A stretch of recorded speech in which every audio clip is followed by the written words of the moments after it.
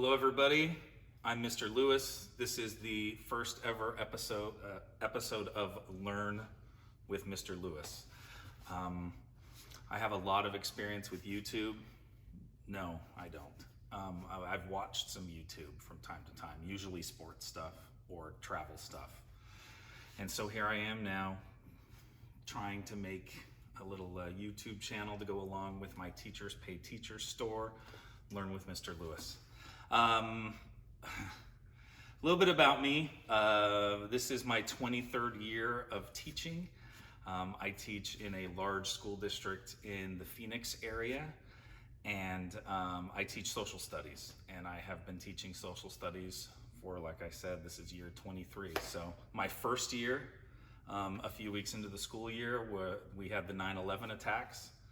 And then, of course, I've lived through the COVID years now, which still seem to be very much lingering, and which has presented its own challenges. What else can I tell you? I love teaching, I really do. And I teach this year. I have 7th graders, I have some honors and some gen ed classes. And I have taught primarily 7th, 8th, and 9th grade social studies, which has ranged from geography to world history to American history to the current 7th grade curriculum here in Arizona is kind of a modern world history, basically about 1600 to present. And I'm really enjoying that. I've been doing that for a few years now. So how did I get started in all this? Well, I would say about, I don't know, maybe 6-ish years ago was the first I ever even heard of Teachers Pay Teachers. I was at a district curriculum committee meeting with some other teachers where we were working on some curriculum stuff together for the district. And one of the teachers was like, well, let's see if we can find anything about this on Teachers Pay Teachers. And I'm like, Teachers Pay Teachers? That's my dog scratching the couch, one of my dogs. So now my daughter is trying to calm said dog. Good job. Mission accomplished. Anyway, this teacher was like, well, let's look on Teachers Pay Teachers. I'd never even heard it before, and we looked around, and I don't even remember if we found anything or not, but it was interesting to see how she just had that as a go-to. So that kind of sparked something in my mind. Other dog now is barking because my daughter's holding the first dog, and the other dog gets jealous. Anyway, so that just kind of started me thinking a little bit about this and looking at the site a little bit here and there, even though I was not at that point thinking I would ever put any of my stuff on there. Then I was doing some gifted training with my school district, and I got to know another teacher really well because she was involved in the same gifted training, was teaching the same subject area as I was, just at a different middle school in our district. And anyway, so I come to find out, talking to her, she had a store up on Teachers Pay Teachers. Her name, by the way, is Sarah Austin. If you check out her store on Teachers Pay Teachers, she's got a lot of really good stuff, especially related to things like mock trials and that sort of thing. So if that's something you ever want to try in your classroom, definitely check out Sarah Austin.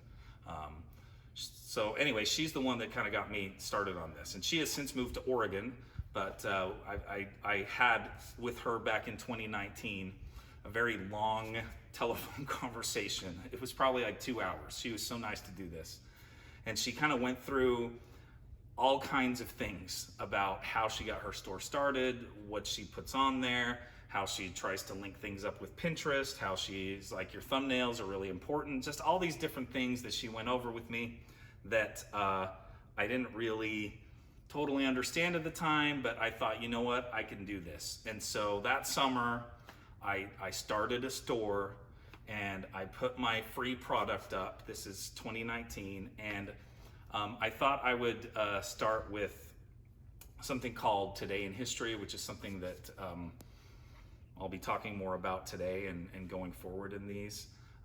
Anyway, so I decided I put this one August Today in History warm-ups up, and then I never got back to it. And I kind of forgot about it, and every once in a while it was kind of in the back of my mind. I even lost track of my password, everything. So it was gone. it really did not come back until 4 years later that I got thinking about it again. And I was kind of surprised to find out that actually I had sold 2 of those of my warm-ups, one in like 2020 and one in 2021. Anyway, I saw that and I thought, oh, well, that's kind of cool that I sold these, but it didn't really mean much of anything to me because I hadn't been keeping track of it. I didn't even get paid for it because Teachers Pay Teachers had sent me some emails about updating my financial information, and I never even looked at them because I wasn't even logging into that email account. So anyway, that's a whole different thing.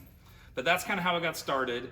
And then this past summer of 2023, I'm like, I'm gonna get serious about this. And so I dedicated many, many hours, and I got my Today in History August up, and then I got my September up, and I made a bundle out of it, and then I've now got my October and my November up, and I'm working on my December right now. I'm hoping to get it up this week. So what is Today in History? Today in History is a daily warm-up, and I've been doing this since about 2018 with my students. I would say my daily warm-ups were not great to start before that, but it's going a lot better now, and I'll get into more details about that later. But I thought today, and maybe something I'd like to try to do every week with this YouTube little show that I'm doing, is to give you a little teaser about what's coming up in Today in History this week. So first up, August 28th, that's tomorrow, Monday, 2 major civil rights events. The first of those is the death of Emmett Till, a 14-year-old boy who was murdered in Money, Mississippi, because of the color of his skin. And this is an event that always resonates with students because he's their age. And it is a powerful event that I love teaching about. I don't get to teach specifically about it now because that's in the 8th grade curriculum. When I used to teach 8th grade, I did. And one of the biggest things I miss about not teaching 8th grade anymore is no more civil rights movement. But anyway, the Emmett Till story is such a powerful story for kids. The other one, coincidentally, that I had never realized happened on the same day, obviously not the same year, 8 years later, is Martin Luther King's famous I Have a Dream speech. And I just was in Washington, D.C. in May, and it was really cool to be able to stand at that spot that's marked there on the steps of the Lincoln Memorial where MLK gave that great speech. And so those are 2 events that I will be highlighting with my students tomorrow. Tuesday, 1966, the last official tour by the Beatles ended. They did do a handful of live performances here and there after that, but this was their last tour. They stopped touring mostly because technology didn't allow it. The speakers were not loud enough, the systems were not good enough, and they were sick of giving performances that they knew were subpar. So at Candlestick Park in San Francisco, the last Beatles concert, I love the Beatles. So obviously on Tuesday, my students will once again be listening to the Beatles, which happens almost every day, I think, in my class, because there's always a good Beatles Today in History event that you can put on there. I don't do it every day, but most days. And what I mean by that is I also have, with my Today in History, I have a Spotify playlist that goes with each day and has music that's related to the events. And so anyway, it's gonna be a lot of Beatles on Tuesday. Next up, Wednesday of this week. That is the 30th of August. This is 2021, the last US soldiers leave Afghanistan after 20 years. And this is an event that hits home for me in some ways. I remember around this time 2 years ago having a very candid and interesting conversation with a very, very good friend of mine who served in the army in Afghanistan. And this was a tough thing for him because he had some real feelings that, everything I did over there doesn't matter. Now it's all lost, it's all for naught. And I could really understand that frustration that he was feeling. It was interesting to talk to him and get his perspective on this major world event from 2 years ago. That's one of the things about Today in History. I try to have a lot of recent events as well, not just stuff that happened in the 1800s or the 1900s, but things that have happened in the last year or two. And I think that really helps connect to the kids because sometimes they even know something about it and remember something about it. Next up, Thursday, the 31st. 1945, Itzhak Perlman, the great violinist, was born. And I love classical music, and so I incorporate classical music into my playlists that I use in my classroom. One of the things that I'll be talking with my students about this week is how I saw him live in concert back in, gosh, this would have been 1996 in Las Vegas. I was I was on a date with a girl who was a violinist. We kind of dated. I wouldn't say we dated, but this was pre my wife, by the way. Anyway, so 1996, Las Vegas. I was going to school in St. George, Utah, which is right on the border, the southern border of Utah and Arizona. There's a little strip there, and then into Las Vegas, like an hour and a half away.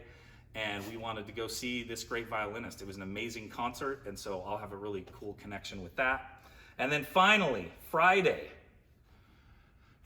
September 1st, the two events that I'm going to stand out to me. First of all, Gloria Estefan was born. Not my favorite musician, but there's some interesting history related to her that I never knew until I started making these warm-ups.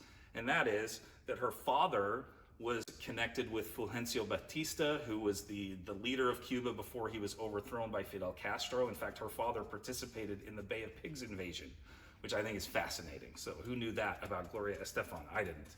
Another thing, 2022, so 1 year ago, this week, there was a study released about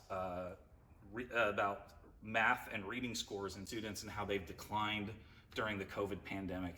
And that is definitely something that hits home with us as teachers. So that's me. It's Learn with Mr. Lewis. Maybe you learned something today. Anyway, hopefully this channel will be successful, and hopefully I'll get better at doing this.